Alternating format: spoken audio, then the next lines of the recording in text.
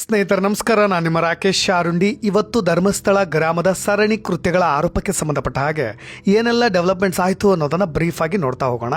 ಸ್ನೇಹಿತರೆ, ಧರ್ಮಸ್ಥಳದಲ್ಲಿ ಹೂತಿಟ್ಟ ಶವಗಳನ್ನು ಹೊರ ತೆಗೆಯೋಕೆ ಅಚ್ಚರಿ ಎನ್ನುವಂತೆ ಇವತ್ತು ಸ್ವಯಂ ಪ್ರೇರಿತವಾಗಿ ವಿಜ್ಞಾನಿಗಳು, ಎಂಜಿನಿಯರ್ಗಳು ಮುಂದೆ ಬಂದಿರೋದು. ನಾವು ನಿಮಗೆ ನೆರವು ಕೊಡ್ತೀವಿ, ಸಹಾಯ ಮಾಡ್ತೀವಿ ಅಂತ ಹೇಳಿ FSL ಟೀಮ್ ಒಂದು ಮುಂದೆ ಬಂದಿರೋದು. ಈ ಕೇಸ್ನಲ್ಲಿ ಸೊಸೈಟಿ ತೋರಿಸ್ತಾ ಇರೋ ಸಹಕಾರವನ್ನು ನೋಡ್ತಾ ಇದ್ದರೆ ಬಹಳಷ್ಟು ಖುಷಿ ಆಗುತ್ತೆ. ಇದಕ್ಕೆ ಸಂಬಂಧಪಟ್ಟ ಹಾಗೆ ಕಂಪ್ಲೀಟ್ ಮಾಹಿತಿಯನ್ನು ನೋಡ್ತಾ ಹೋಗೋಣ. ಇನ್ನೊಂದು ಕಡೆ SIT ಟೀಮ್ ಮೇಲೆ ನಾವೆಲ್ಲರೂ ಕೂಡ ತುಂಬ ಹೋಪ್ಸ್ ಇಟ್ಟಿದ್ದೀವಿ. ಒಂದು ಪಾರದರ್ಶಕವಾದಂಥ ತನಿಖೆ ನಡೆಯುತ್ತೆ, ಆ ಥರದ ಒಂದು ತೀರ್ಪು ಬರುತ್ತೆ, ಒಂದು ರಿಪೋರ್ಟ್ ಸಿಗುತ್ತೆ ಅಂತ. ಯಾರು ಕೂಡ ಅನುಮಾನ ಪಡುವಂಥ ಟೀಮ್ ಇದಲ್ಲವೇ ಅಲ್ಲ ಅನ್ನೋದು ಕೂಡ ಸತ್ಯ.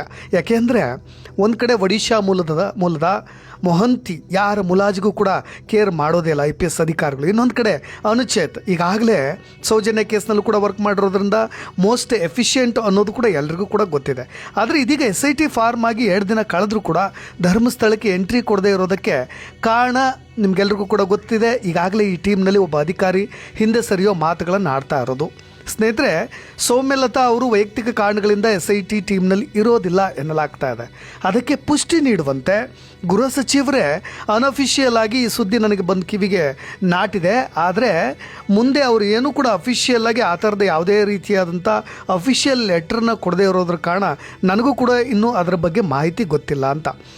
ಅದನ್ನು ಬಹಳ ತಿರುಚುವ ಕೆಲಸವನ್ನು ಕೂಡ ಅವ್ರು ಮಾಡಿದ್ರು. ಒಟ್ಟಾರೆಯಾಗಿ ಸದ್ಯದ ಮಟ್ಟಿಗೆ ಸೌಮ್ಯಲತಾ ಅವರು ಆ ಥರದ ಒಂದು ಪಟಾಕಿಯನ್ನು ಸಿಡಿಸಿರೋದ್ರಂತೂ ನಿಜ. ಆದರೆ ಒಂದು ಕಡೆ ಬೇಸರದ ಸಂಗತಿ ಕೂಡ, ಏಕೆಂದರೆ ಈ 4 ಜನರ ಟೀಮ್ನಲ್ಲಿ ಯಾರೊಬ್ಬರ ಗೈರನ್ನು ಕೂಡ ನಾವು ಬಯಸ್ಲಿಕ್ಕೆ ಹೋಗೋದಿಲ್ಲ. ಅದು ನಿಮಗೂ ಕೂಡ ಗೊತ್ತೇ ಇದೆ. ಯಾಕೆಂದರೆ ಒಬ್ಬ ಪ್ರಾಮಾಣಿಕವಾದಂಥ ಒಂದು ಒಳ್ಳೆ ಟೀಮನ್ನು ಫಾರ್ಮ್ ಮಾಡಿದಾಗ ಅವರಲ್ಲಿ ಯಾರೋ ಒಬ್ಬರು ಗೈರಾಗಿಬಿಟ್ರೆ ಮುಂದೆ ಏನಾಗಬಹುದು ಅನ್ನೋ ಒಂದು ಆತಂಕ ಸಹಜವಾಗಿ ನಮಗೆಲ್ರಿಗೂ ಕೂಡ ಇದೆ. ಇನ್ನೊಂದು ಕಡೆ ಧರ್ಮಸ್ಥಳ ಗ್ರಾಮದಲ್ಲಿ ನಿಗೂಢವಾಗಿ ಹೂತಿಟ್ಟ ಪ್ರಕರಣ ಸಂಬಂಧಪಟ್ಟ ಹಾಗೆ ಹೊಸ ಬೆಳವಣಿಗೆ ನಡೆದಿರೋದು. ಈ ಶವಹೂತ ಪ್ರಕರಣದ ತನಿಖೆಗೆ ಹಲವು ವಿಜ್ಞಾನಿಗಳು, ಎಂಜಿನಿಯರ್ಗಳು ಹಾಗೂ ತಾಂತ್ರಿಕ ತಜ್ಞರು ತಮ್ಮ ಸೇವೆಗಳನ್ನು, ನಾವು ಮಾಡೋ ಕೆಲಸವನ್ನು ಸ್ವಯಂ ಪ್ರೇರಿತವಾಗಿ ನಿಮಗೆ ನೀಡ್ತೀವಿ ಅಂತ ಹೇಳಿ ಮುಂದೆ ಬಂದಿರೋದು. ಅಂದರೆ 2003ರಲ್ಲಿ ನಾಪತ್ತೆಯಾಗಿದ್ದಂಥ ಯುವತಿ ಅನನ್ಯ ಭಟ್ ಅವರ ತಾಯಿ ಸುಜಾತಾ ಭಟ್ ಅವರನ್ನು ಸಂಪರ್ಕ ಮಾಡಿ ನ್ಯಾಯಾಲಯದ ಮುಂದಿಟ್ಟು ಅನುಮತಿ ಪಡೆಯುವಂತೆ ಮನವಿ ಕೂಡ ಮಾಡಿಕೊಂಡಿದ್ದಾರೆ. ಅಂದರೆ ಈ ಧರ್ಮಸ್ಥಳದಲ್ಲಿ ಶವ ಹೂತಿರುವ ಸ್ಥಳವನ್ನು ಅನಾವರಣಗೊಳಿಸಲಿಕ್ಕೆ, ಜೊತೆಗೆ ಒಂದಿಷ್ಟು DNA ಮ್ಯಾಚಿಂಗ್ ಪ್ರಕ್ರಿಯೆ ಏನೆಲ್ಲ ಪ್ರೊಸೀಜರ್ ಇರುತ್ತೋ ಅದಕ್ಕೆ ಬೇಕಾದಂಥ ಟೆಕ್ನಿಕಲ್ ಸಪೋರ್ಟ್, ತಂತ್ರಜ್ಞಾನವನ್ನು ಬಳಸುವ ಬಗ್ಗೆ ಸಲಹೆ ಕೊಡಲಿಕ್ಕೆ ಈ ಒಂದು ಟೀಮ್ ಸಿದ್ಧರಾಗಿದ್ದಾರೆ. ಸ್ನೇಹಿತರೆ, ನಿಮ್ಗೆಲ್ರಿಗೂ ಕೂಡ ಗೊತ್ತಿದೆ, ಈಗಾಗಲೇ ಒಂದು 367ಕ್ಕೂ ಅಧಿಕ ಮೃತದೇಹಗಳನ್ನು ನಾನು ಹೂತಿದ್ದೀನಿ ಅನ್ನೋ ಮಾತನ್ನು ಈಗಾಗಲೇ ಭೀಮಾ ಒಪ್ಕೊಂಡಿರೋದು. ಅದು ಅಷ್ಟು ಸುಲಭ ಸಾಧ್ಯವೂ ಅಲ್ಲ. ಭಾಳಷ್ಟು ಸೀನಿಯರ್ ಪೊಲೀಸ್ ಆಫೀಸರ್ಗಳು ಹೇಳುವಂತೆ ಇದು ಕೇವಲ ಕರ್ನಾಟಕ ರಾಜ್ಯದ FSL ಟೀಮ್ಗೆ ಮಾತ್ರ ಸಾಧ್ಯವಾಗೋದಿಲ್ಲ. ಮೋಸ್ಟ್ ಎಫಿಷಿಯೆಂಟ್ ಟೆಕ್ನಿಕಲ್ಸ್ಗಳು ಕೂಡ ಇಲ್ಲಿ ಬರಬೇಕಾಗತ್ತೆ. ಯಾಕೆಂದರೆ ಗುಜರಾತಿಂದ ಕರೆತರಬೇಕಾಗತ್ತೆ. ಈ ರೀತಿಯಾದಂಥ ಅನೇಕ ಮಾತುಗಳನ್ನು ನಾವು ಕೇಳ್ತಾನೆ ಇದ್ದೀವಿ. ಹಾಗಾಗಿ ಈ ಒಂದು ಟೀಮ್ ಇದಕ್ಕೆ ಸಂಬಂಧಪಟ್ಟ ಹಾಗೆ ಇದಕ್ಕೆ ಬೇಕಾದಂಥ ಬಹಳಷ್ಟು ಅಪ್ಡೇಟ್ ಆಗಿರ್ತಕ್ಕಂಥ ತಂತ್ರಜ್ಞಾನವನ್ನು ಬಳಸಲಿಕ್ಕೆ ನಾವು ನಿಮಗೆ ಹೆಲ್ಪ್ ಮಾಡ್ತೀವಿ ಅಂತ ಮುಂದೆ ಬಂದಿರೋದು. ಒಟ್ಟಾರೆಯಾಗಿ ಈ ಸಮಾಧಿಗಳನ್ನು ತೆಗೆಯೋದು, ಜೊತೆಗೆ ಅವುಗಳನ್ನು ಪತ್ತೆ ಮಾಡೋದು, ಯಾರ ಕುಟುಂಬಕ್ಕೆ ಸೇರಿದ್ದು, ಜೊತೆಗೆ DNA ಮ್ಯಾಚ್ ಮಾಡೋದು, ಜೊತೆಗೆ ಆ ಮೃತದೇಹದ ಗುರುತು ಪತ್ತೆ ಮಾಡೋದು, ವೈದ್ಯಕೀಯವಾಗಿ ಪೊಲೀಸ್ ಅಧಿಕಾರಿಗಳ ಜೊತೆಗೆ ಕೆಲಸ ಮಾಡಲಿಕ್ಕೆ ಇವರು ಮುಂದೆ ಬಂದಿರೋದು. ಎಲ್ಲರ ಸಹಕಾರದಿಂದ ಈ ತನಿಖೆಯನ್ನು ನಾವೆಲ್ಲರೂ ಕೂಡ ಮಾಡೋಣ, ಈ ಪ್ರಕರಣವನ್ನು ಒಂದು ಸತ್ಯದ ಹಾದಿಯತ್ತ ಕೊಂಡೊಯ್ಯೋಣ, ಇದು ಸಹಕಾರಿಯಾಗುತ್ತೆ ಅನ್ನೋ ರೀತಿಯಾಗಿ ವಕೀಲ ಮಂಜುನಾಥ್ ಅವರು ಈಗಾಗಲೇ ವಿಶೇಷ ತನಿಖಾ ತಂಡ ಪ್ರಕ್ರಿಯೆ ಪ್ರಾಮಾಣಿಕವಾಗಿರಲಿ ಅನ್ನೋ ದೃಷ್ಟಿಯಿಂದ ಈ ತಜ್ಞರ ಸಂಪರ್ಕ ಮಾಹಿತಿಯನ್ನು ಸಾರ್ವಜನಿಕವಾಗಿ ಲಭ್ಯವಾಗುವಂತೆ ಒಂದು ಪ್ರೆಸ್ ನೋಟನ್ನು ಕೂಡ ಬಿಟ್ಟಿದ್ದಾರೆ. ಜೊತೆಗೆ ವಕೀಲರ ಕಡೆಯಿಂದನೂ ಕೂಡ ಸಲ್ಲಿಸಿರೋದು ಯಾರು ಅಂದರೆ ಈ ಸುಜಾತಾ ಭಟ್ ಅವರ ಪರ್ಸ್ನಲ್ ವಕೀಲರಾಗಿರ್ತಕ್ಕಂಥ ಅವರ ಮಂಜುನಾಥ್ ಅವರ ಮುಖಾಂತರವಾಗಿ ಈ ಥರದ ಒಂದು ಪ್ರೆಸ್ ರಿಲೀಸನ್ನು ಮಾಡಿರೋದು. ಮುಂದೆ ಏನಾಗುತ್ತೆ, ಇವರು ಸಹಾಯವನ್ನು ಪಡೆದುಕೊಳ್ಳುತ್ತಾ ಕಾದು ನೋಡಬೇಕು. ಜೊತೆಗೆ ಸ್ನೇಹಿತರೆ, ಈ ತಜ್ಞರ ಸಹಾಯ ಪಡೆದ್ರೆ ಏನೆಲ್ಲ ಹೆಲ್ಪ್ ಆಗಬಹುದು ಅಂತ ಅದನ್ನು ಒಂದು SIT ಟೀಮ್ ನಿರ್ಧಾರ ಮಾಡುತ್ತೆ, ಸರ್ಕಾರ ನಿರ್ಧಾರ ಮಾಡುತ್ತೆ, ಅದೆಲ್ಲವನ್ನೂ ಕೂಡ ನಾವು ಮುಂದೆ ನೋಡಬೇಕಾಗಿದೆ. ಆದರೆ ಈ ಟೀಮ್ ಏನಾದರೂ ಇದ್ದರೆ ಏನೆಲ್ಲ ಹೆಲ್ಪ್ ಆಗ್ಬೋದು ಅಂತ ಒಂದು ಕಡೆ SIT ತನಿಖಾ ತಂಡದ ಜೊತೆ ಇವರೆಲ್ಲರೂ ಕೂಡ ತಜ್ಞರು ಹೂತಿಟ್ಟ ಪ್ರಕರಣದ ನಿಖರ ಮತ್ತು ಕರೆಕ್ಟ್ ಸರಿಯಾದಂಥ ಮಾರ್ಗದಲ್ಲಿ ವೇಗವಾಗಿ ಈ ತನಿಖೆ ಸಾಗಬೇಕು ಅಂತ. ಈಗಾಗಲೇ 3-4 ತಿಂಗಳು ಆಗಬಹುದು. ಇನ್ನು ಅವರು ಗುರುತು ಪತ್ತೆ ಹಚ್ಚಿ ಪ್ರತಿಯೊಂದು ತನಿಖೆ ಕಂಪ್ಲೀಟ್ ರಿಪೋರ್ಟನ್ನು ಪಡೆದುಕೊಳ್ಳಲಿಕ್ಕೆ ಒಂದು 6 ತಿಂಗಳ ಸಮಯ ಕೂಡ ಹಿಡಿಯಬಹುದು. ಆದರೆ ಈ ಥರದ ಒಂದು ಎಕ್ಸ್ಟ್ರಾ ಮ್ಯಾನ್ ಪವರ್ ಸಿಕ್ಕಾಗ ಬೇಗ ತನಿಖೆ ಮುಗಿದು ಹೋಗುತ್ತೆ ಅನ್ನೋ ರೀತಿಯಾಗಿ.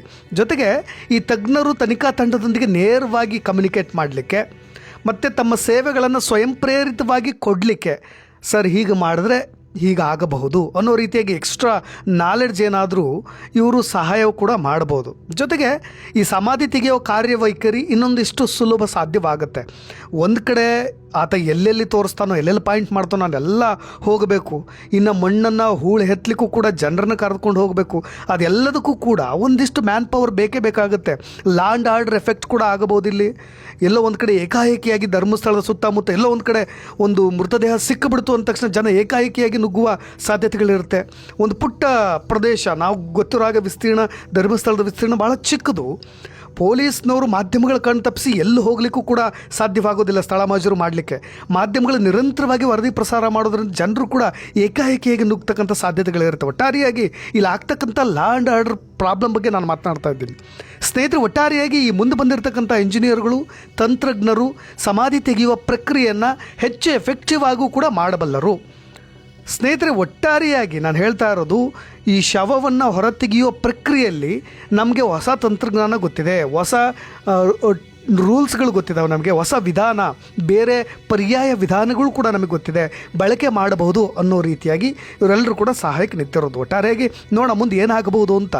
ಇನ್ನೂ ಭಾಳಷ್ಟು ಸ್ಫೋಟಕವಾದಂಥ ಮಾಹಿತಿಗಳು ಕೂಡ ಒಂದಿಲ್ಲೊಂದು ಹೊರಗೆ ಬರ್ತಾ ಇದೆ. ಯಾಕೆಂದರೆ ಸೌಜನ್ಯ ಸಾವನ್ನು ಹೊರತುಪಡಿಸಿ ಇದೇ ಬೆಳ್ತಂಗಡಿಯ ಪೊಲೀಸ್ ಠಾಣೆ ವ್ಯಾಪ್ತಿಯ ಧರ್ಮಸ್ಥಳ ಗ್ರಾಮ ಉಜಿರೆ ಗ್ರಾಮದಲ್ಲಿ 2001 ಜನವರಿ 1ರಿಂದ 2012 ಅಕ್ಟೋಬರ್ 13ರವರೆಗೆ ಈ ರೀತಿಯಾಗಿ ಬಹಳಷ್ಟು ಲೈಂಗಿಕ ದೌರ್ಜನ್ಯಕ್ಕೊಳಗಾಗಿ ತಮಗೆ ತಾವೇ ಪ್ರಾಣವನ್ನು ಕಳೆದುಕೊಂಡವರು ಒಟ್ಟಾರೆ ಪ್ರಕರಣಗಳ ಸಂಖ್ಯೆ 452ರಷ್ಟಿದೆಯಂತೆ. ಇದು ಒಂದು ದೊಡ್ಡ ಶಾಕಿಂಗ್ ನ್ಯೂಸ್. ನಾವು ಕೇವಲ 2001ರಿಂದ 2012 ರಿಪೋರ್ಟನ್ನು ನೋಡಿದ್ರೆ 452 ಗಡಿ ದಾಡ್ತಾ ಇದೆ. ಧರ್ಮಸ್ಥಳದ ನೇತ್ರಾವತಿ ಸ್ನಾನಘಟ್ಟ, ಅದರ ಸುತ್ತಲಿನ ಕಾಡಿನ ಪ್ರದೇಶ, ನಾನು ಹಳೆಯ ವಿಡಿಯೋಗಳಲ್ಲೂ ಕೂಡ ಇದೇ ಸೌಜನ್ಯ ಬಿಸಾಕಿದ್ದಂಥ ಮೃತದೇಹವನ್ನು ಬಿಸಾಕಿದ್ದಂಥ ಜಾಗ ನಿಮಗೆಲ್ರಿಗೂ ಕೂಡ ತೋರಿಸಿ. ದಟ್ಟವಾದಂಥ ಕಾಡು, ಆ ನೇತ್ರಾವತಿ ಸ್ನಾನಘಟ್ಟದಿಂದ ಒಂದು 100 ಮೀಟ್ರ್ ಡಿಸ್ಟೆನ್ಸಲ್ಲಿರೋದು. ಮತ್ತು ದ್ವಾರಕಾಶ್ರಮಕ್ಕೆ ಹೊಂದಿಕೊಂಡಿರ್ತಕ್ಕಂಥ ಕಾಡು. ಇನ್ನೊಂದು ಕಡೆ ನೇತ್ರಾವತಿ ಸ್ನಾನಘಟ್ಟದ ಆ ಕಿಂಡಿ ಅಣೆಕಟ್ಟಿದೆಯಲ್ಲ ಅಲ್ಲಿ, ಮತ್ತು ಅಣೆಕಟ್ಟು ನೀರಿನ ಪ್ರದೇಶ, ಧರ್ಮಸ್ಥಳ ಗ್ರಾಮದ ನ್ಯಾಚುರೋಪತಿ ಇದೆಯಲ್ವ ಆ ಆಸ್ಪತ್ರೆ, ಅದರ ಸುತ್ತಮುತ್ತ ಇರತಕ್ಕಂಥ ಕಾಡು, ನೇತ್ರಾವತಿ ಗೆಸ್ಟ್ ಹೌಸ್ ಇರ್ಬೋದು, ಧರ್ಮಸ್ಥಳ ಗ್ರಾಮದ ಬಾಹುಬಲಿ ಬೆಟ್ಟ, ಜೊತೆಗೆ ಗುಡ್ಡಗಾಡು ಪ್ರದೇಶದಲ್ಲಿ ಆಗಿರ್ತಕ್ಕಂಥ ಕೊಲೆಗಳು, ಜೊತೆಗೆ ಈ ಅವ್ರನ್ನ ಲೈಂಗಿಕವಾಗಿ ಕೆಟ್ಟ ಕಾಮತೃಷೆಯನ್ನು ತೀರಿಸ್ಕೊಳ್ಳಿಕ್ಕೆ ಬಳಸಿ ಅವರ ಪ್ರಾಣವನ್ನು ತೆಗೆದಿರ್ತಕ್ಕಂಥ ಸಂಖ್ಯೆ ಒಟ್ಟು 452 ಇರೋದು. ನಿಮಗಿದು ತುಂಬ ದೊಡ್ಡ ಶಾಕಿಂಗ್ ನ್ಯೂಸ್ ಅಂತ ಅನಿಸುತ್ತೆ. ಅದರಲ್ಲಿ ಮೃತಪಟ್ಟವರ ಪೈಕಿ ಅಪ್ರಾಪ್ತರಿದ್ದಾರೆ, ವಯಸ್ಕರಿದ್ದಾರೆ, ಹದಿಹರೆಯದ ಹೆಣ್ಣುಮಕ್ಕಳಿದ್ದಾರೆ, ಅಪರಿಚಿತ ಪುರುಷರು ಸೇರಿದ್ದಾರೆ, ಮಹಿಳೆಯರು ಸೇರಿದ್ದಾರೆ, ವಿದ್ಯಾರ್ಥಿನಿಯರು ಕೂಡ ಇದ್ದಾರೆ. ಇದೆಲ್ಲದರ ಮೇಲೆ ತನಿಖೆ ಶುರುವಾಗಬೇಕಾಗಿದೆ. ಅದು ನಾಳೆಯೇ ಶುರುವಾಗಬಹುದು. ಆ ಕುತೂಹಲ ಕೂಡ ಸಹಜವಾಗಿ ಎಲ್ರಿಗೂ ಕೂಡ ಇದೆ. ಆದರೆ ಸ್ವಲ್ಪ ಹಿನ್ನಡೆ ಆಗ್ತಾ ಇರೋದು. ಏನು ಹಿನ್ನಡೆ ಅಂದರೆ, ಇದೇ ಧರ್ಮಸ್ಥಳ ಸರಣಿ ಹತ್ಯೆ ಪ್ರಕರಣದ ತನಿಖೆಗೆ ಒಂದು ಟೀಮ್ ಫಾರ್ಮ್ ಮಾಡಿದ್ದಾರಲ್ವ, ಅದರಲ್ಲಿ 2 ಅಧಿಕಾರಿಗಳು ಈಗಾಗಲೇ ಹಿಂದೆ ಸರಿಯೋ ಮಾತನಾಡಿರೋದು. ವೈಯಕ್ತಿಕ ಕಾರಣಗಳಿಂದಾಗಿ IPS ಅಧಿಕಾರಿ ಸೌಮ್ಯಲತಾ ಅವರು ಹಿಂದೆ ಸರಿಯೋ ಮಾತನಾಡಿದರೆ, ಧರ್ಮಸ್ಥಳದ ಶಿಕ್ಷಣ ಸಂಸ್ಥೆಯಲ್ಲಿ ನಾನು ಓದಿದ್ದೆ ಅನ್ನೋ ಕಾರಣಕ್ಕೆ ನಾನು IPS ಅಧಿಕಾರಿಯೊಬ್ಬರು ಇದೇ ತನಿಖಾ ತಂಡದಿಂದ ದೂರ ಉಳಿತಾ ಇದ್ದಾರೆ. ತಂಡಕ್ಕೆ ಹೊಸ ಅಧಿಕಾರಿಗಳನ್ನು ನೇಮಿಸಲಿಕ್ಕೆ ಸರ್ಕಾರಕ್ಕೆ ಮನವಿ ಸಲ್ಲಿಸ್ತಕ್ಕಂಥ ಸಾಧ್ಯತೆ ಕೂಡ ಇದೆ ಅನ್ನೋ ಮಾತುಗಳು ಕೇಳಿ ಬರ್ತಾ ಇರೋದು. ಯಾಕೆ ಅಂದರೆ, CID ಕಚೇರಿಯಲ್ಲಿ ನಡೆದ ಸಭೆಗೆ ಇವರಿಬ್ಬರು ಕೂಡ ಗೈರಾಗಿದ್ದರು. ಧರ್ಮಸ್ಥಳ ಕೇಸ್ನ ತನಿಖೆ ನಡೆಸಲಿಕ್ಕೆ ಸರ್ಕಾರ 4 ಜನರ SIT ಫಾರ್ಮ್ ಮಾಡ್ತು.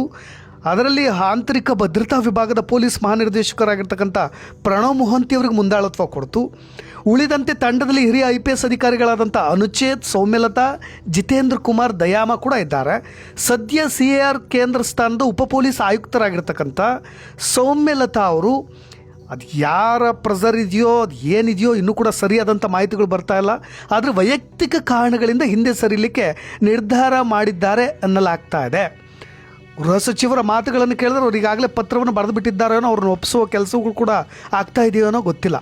ತನಿಖೆಯ ಕುರಿತು ಈಗಾಗಲೇ ಬೆಂಗಳೂರಿನ CID ಕಚೇರಿಯಲ್ಲಿ ನಡೆದ ಸಭೆಗೂ ಕೂಡ ಅವರು ಗೈರಾಗಿದ್ದರು. ಇನ್ನೊಬ್ಬ IPS ಅಧಿಕಾರಿ ಈ 4 ಜನರ SIT ತಂಡದ ಜೊತೆಗೆ 20 ನಾನ್ IPS ಅಧಿಕಾರಿಗಳನ್ನು ಮಾಡಿದ್ದಾರೆ. ಕರ್ನಾಟಕ ರಾಜ್ಯ ಪೊಲೀಸ್ ಮಹಾನಿರ್ದೇಶಕರು ಈಗಾಗಲೇ ಆ ಟೀಮನ್ನು ಕೂಡ ಫಾರ್ಮ್ ಮಾಡಿರೋದು. ಆ ಪೈಕಿ ಒಬ್ಬರು ಅಧಿಕಾರಿ ಧರ್ಮಸ್ಥಳ ಕ್ಷೇತ್ರದ ಶಿಕ್ಷಣ ಸಂಸ್ಥೆಯಲ್ಲಿ ವಿದ್ಯಾಭ್ಯಾಸ ಮಾಡಿದ್ದೆ ಅನ್ನೋ ಕಾರಣಕ್ಕೆ ತನಿಖಾ ಕಾರ್ಯದಿಂದ ದೂರ ಉಳಿಲಿಕ್ಕೆ ನಿರ್ಧರಿಸಿದ್ದಾರಂತೆ.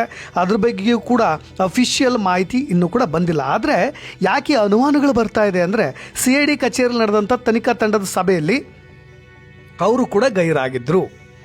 ಇದೆಲ್ಲದರ ಜೊತೆಗೆ ಇನ್ನೊಂದಿಷ್ಟು ಅಪ್ಡೇಟ್ಸ್ಗಳನ್ನು ಕೊಡೋದಾದರೆ ಸ್ನೇಹಿತರೆ, SIT ತಂಡದ ಮುಖ್ಯಸ್ಥರಾಗಿರ್ತಕ್ಕಂಥ ಆಂತರಿಕ ಭದ್ರತಾ ವಿಭಾಗದ ಪೊಲೀಸ್ ಮಹಾನಿರ್ದೇಶಕ ಪ್ರಣವ್ ಮೊಹಂತಿ ಅವರು ತನಿಖೆಯಿಂದ ದೂರ ಸರಿದಂಥ ಅಧಿಕಾರಿಗಳ ಬಗ್ಗೆ ಸರ್ಕಾರಕ್ಕೆ ಮಾಹಿತಿ ಕೊಟ್ಟು ಹೊಸಬರನ್ನ ನೇಮಕ ಮಾಡ್ಕೊಳ್ತಾರೆ.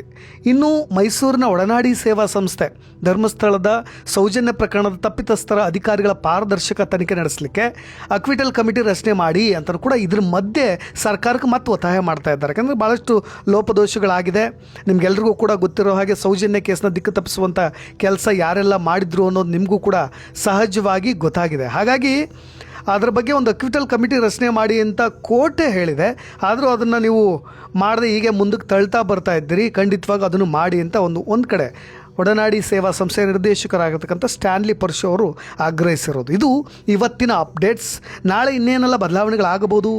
SIT ಟೀಮ್ ನೇರವಾಗಿ ಧರ್ಮಸ್ಥಳಕ್ಕೆ ಹೋದ ತಕ್ಷಣ ತೆಗೆದುಕೊಳ್ತಕ್ಕಂಥ ಮೊದಲ ಕೆಲಸ ಏನು, ಇವೆಲ್ಲದರ ಬಗ್ಗೆ ಮತ್ತೆ ನಾನು ಅಪ್ಡೇಟ್ಸ್ಗಳೊಂದಿಗೆ ಬರ್ತೀನಿ. ನಿಮ್ಮ ಕಮೆಂಟ್ಸ್ ಕೂಡ ಇಂಪಾರ್ಟೆಂಟ್ ಆಗುತ್ತೆ, ಅದನ್ನು ಕೂಡ ತಿಳಿಸಿ ಅಂತ ಹೇಳ್ತಾ ಧನ್ಯವಾದ.